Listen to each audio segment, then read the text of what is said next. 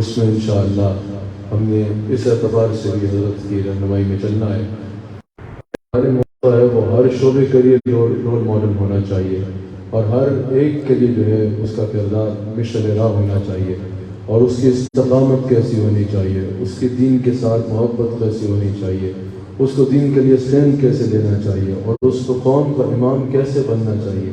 وہ ساری خوبیاں اگر آپ کسی ایک ذات میں دیکھنا چاہتے ہیں تو الحمدللہ وہ آپ کے سامنے تشریف فرما ہے. مفتی اعظم پاکستان حضرت قبلہ مفتی منیب الرحمن صاحب مدہ ذلہ العالی. تو میں حضرت والا کی خدمت میں عرض کروں گا کہ حضرت اپنے ارشادات سے, ویسے تو آپ مستقل آپ حضرت کی اس میں ہمیشہ کے لیے, لیکن اپنے ارشادات سے آپ سب کو ضرور نوازیں گے انشاءاللہ اور حضرت کی دعائیں آپ سب کا مقرر بنیں گی انشاءاللہ.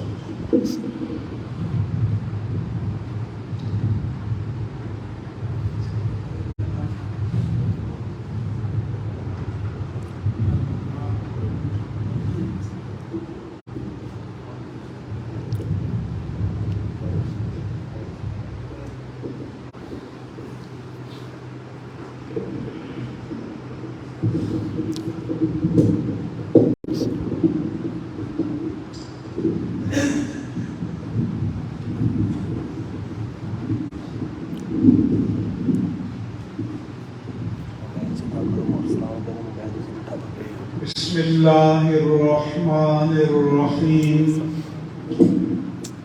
حامدا للہ عز وجل سبحانہ وتعالی ومصلیا ومسلما علی رسول اللہ وعلى آلہ الکرام وصحبہ الکرام اجمعین وبعد. حضرت قبلہ علامہ صاحبزادہ حسان حسیب الرحمن صاحب زید مجدہ المعہد المحمدی العالی کے اساتذہ کرام اور طلباء کرام, آپ سے یہ میری دوسری ملاقات ہے. شاید 1-8 سال پہلے میں یہاں حاضر ہوا تھا اور آپ سے مختصر گفتگو کرنے کا موقع ملا تھا. یہ میری خواہش تھی کہ ہمارے آستانے جہاں رشد و ہدایت اور تربیت اور تزکیے کے مراکز ہیں, وہاں انہیں علمی مرکز بھی ہونا چاہیے, کیونکہ جو ہمارے سلسلہ طریقت کے اکابر گزرے ہیں وہ اپنے اپنے عہد کے بڑے عالم, مقتدا اور پیشوا بھی تھے. وہ شریعت کے بھی امام تھے اور طریقت کے بھی امام تھے, اور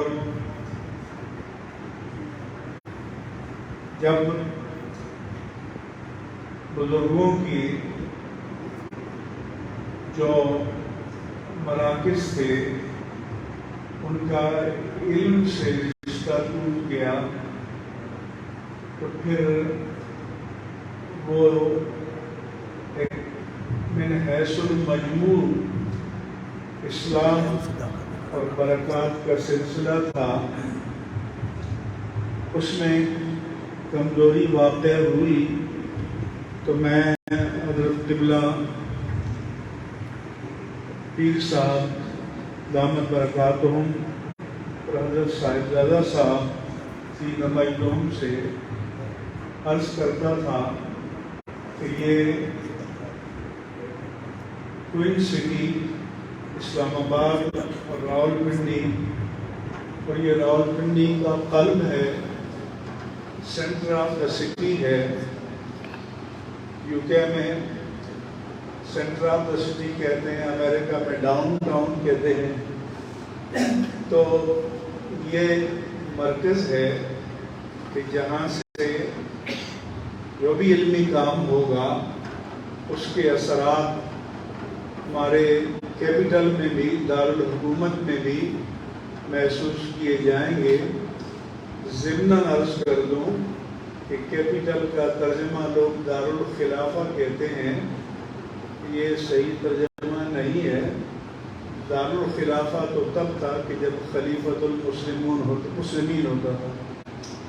اس لیے اب اس کا ترجمہ دارالحکومت یا صدر مقام ہونا چاہیے.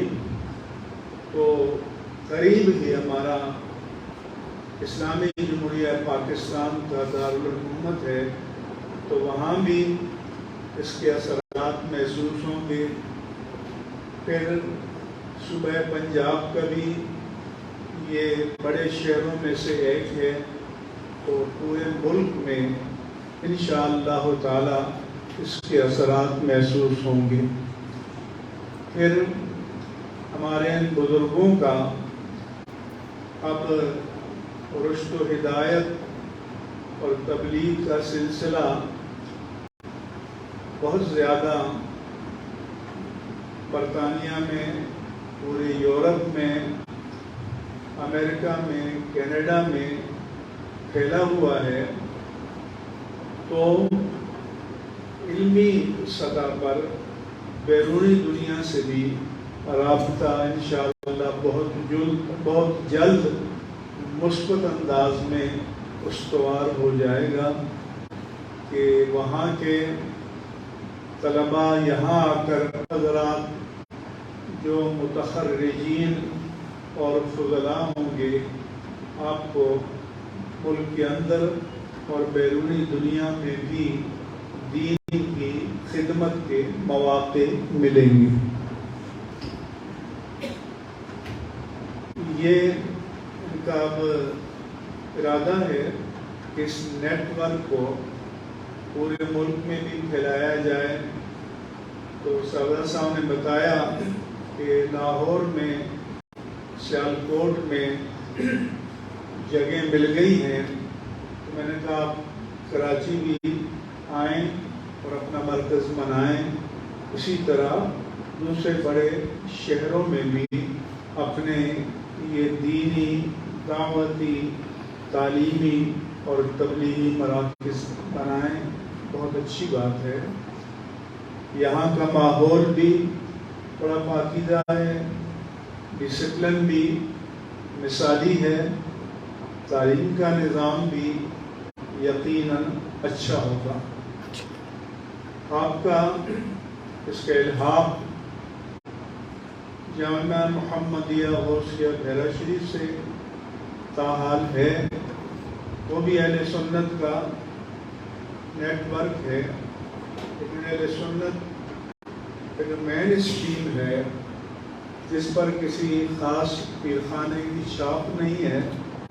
وہ تنظیم المدارس اہل سنت پاکستان ہے. تو اگر آپ لوگ چاہیں گے تو تنظیم المدارس اہل سنت پاکستان کے ساتھ بھی الحاق ہو سکتا ہے. اس سلسلے میں جو تعاون مجھ سے مطلوب ہوگا تو میں انشاءاللہ اس کے لیے حاضر ہوں.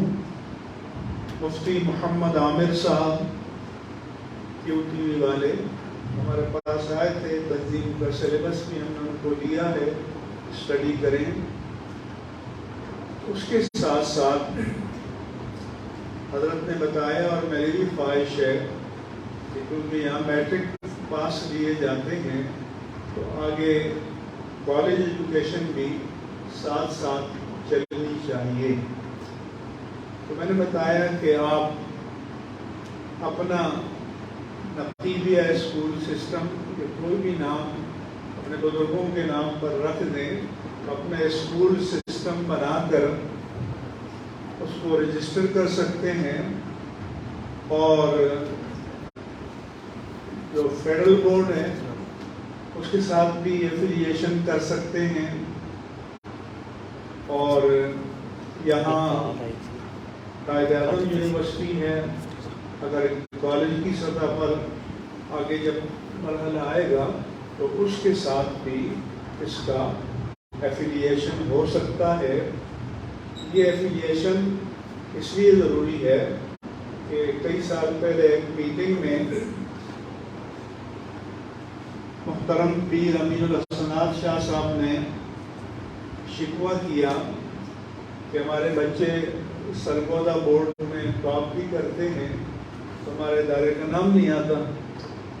تو میں نے وہ تو گورنمنٹ سے شکوہ کر رہے تھے. میں نے ان کو بعد میں بتایا کہ حضرت مسئلہ یہ ہے کہ جب آپ اپنا اسکولنگ یا کالج کا ادارہ باقاعدہ رجسٹر کر کے اس کا کالج یا یونیورسٹی سے یا بورڈ سے الحاق نہیں کریں گے تو آپ کے طلباء پرائیویٹ سمجھے جائیں گے, پرائیویٹ امیدوار.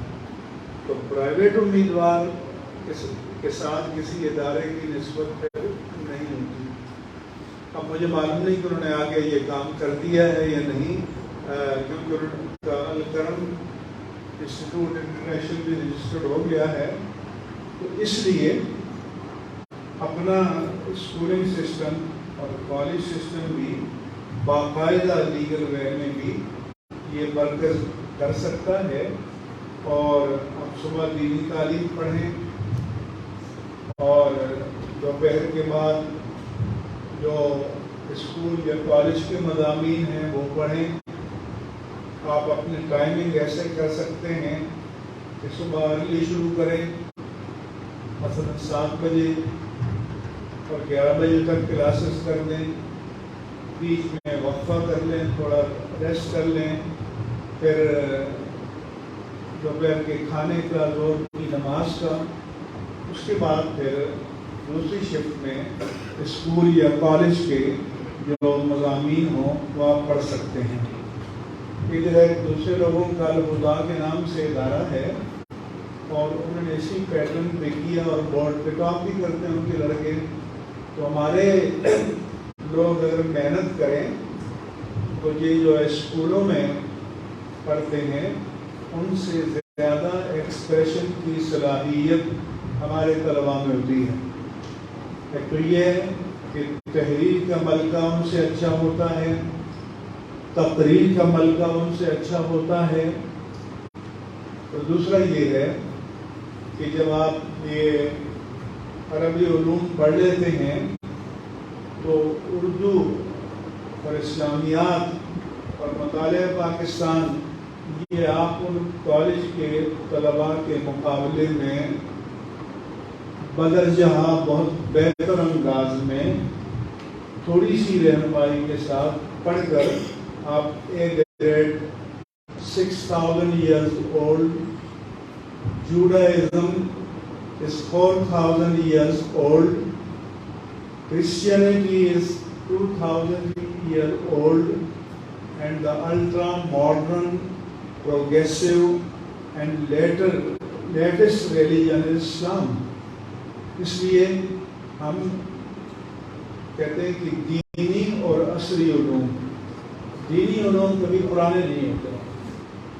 صدیاں گزر جائیں گی تو دینی علوم ہمیشہ تر و تازہ رہیں گے, کیونکہ قرآن و حدیث اور فقہ اسلامی نے یہ اللہ نے کمال رکھا ہے کہ جتنے نئے چیلنجز آئیں گے تو ان علوم کے حاملین ان چیلنجز کو ایڈریس بھی کریں گے, پیش آمدہ مسائل کا حل بھی پیش کریں گے. تو اس لیے دینی علوم ہمیشہ فریش رہیں گے, الٹرا ماڈرن رہیں گے, تر و تازہ رہیں گے. اس لیے میں کہتا ہوں کہ دینی علوم اور عصری علوم, عصری کے معنی کانٹمپریری یعنی ہمارے پیرالل جو جدید علوم یعنی کہتے ہیں چل رہے ہیں, تو ان دونوں کا جو امتزاج ہے یہ پرفیکشن پیدا کرتا ہے, یہ تکمیل اور جامعیت پیدا کرتا ہے. اور یہ تکمیل اور جامعی تو ان کو نصیب نہیں ہوتی.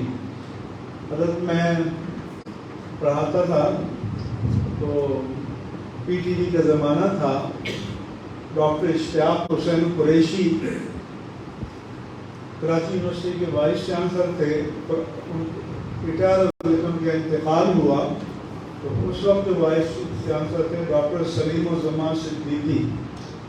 وہ پی ٹی وی پہ تعزیت کی پروگرام میں آئے. انہوں نے کہا کہ میں اور ڈاکٹر اشتیاق حسین قریشی ہم جامعہ ملیہ دہلی میں پڑھاتے تھے اور عصر کے بعد چائے پر بیٹھ جاتے اور مخلہ بالطبع ہو کر گپ شپ کرتے. میں نے اپنے اردو کے پروفیسر سے کہا کہ اگر میں آپ سے کہوں کہ بورڈ پر مخلہ بالطبع لکھیں تو مجھے 100% یقین ہے کہ آپ صحیح نہیں لکھ پائیں گے. اور اگر میں لکھ دوں اور اس پر حرکات نہ ڈالوں تو آپ صحیح تلفظ نہیں کر سکتے. تو لیکن میں نے کہا ڈاکٹر سلیم الزمان صدیقی سائنس کے پی ایچ ڈی تھے لیکن چونکہ پہلے ہماری تعلیم مکتب سے شروع ہوتی تھی جہاں ابتدائی عربی اور فارسی پڑھائی جاتی تھی تو اس لیے ان میں یہ ملکہ تھا. آج کے جو وی سی ہیں وہ یہ لفظ نہیں بول سکتے. میں نے کالم بھی لکھا تھا کہ جو یونیورسٹی میں اردو میں ماسٹر یا ایم فل یا پی ایچ ڈی کرتے ہیں ان کو فارسی اور عربی کا کوئی ابتدائی کورس پڑھایا جائے ورنہ یہ غالب کی شاعری یا علامہ اقبال کی شاعری جو ہماری کلاسیکل شاعری کہلاتی ہے اس کو سمجھ نہیں سکتے کیونکہ اس میں عربی الفاظ ہیں اس میں فارسی الفاظ ہیں اور بڑے ٹیکنیکل الفاظ ہیں.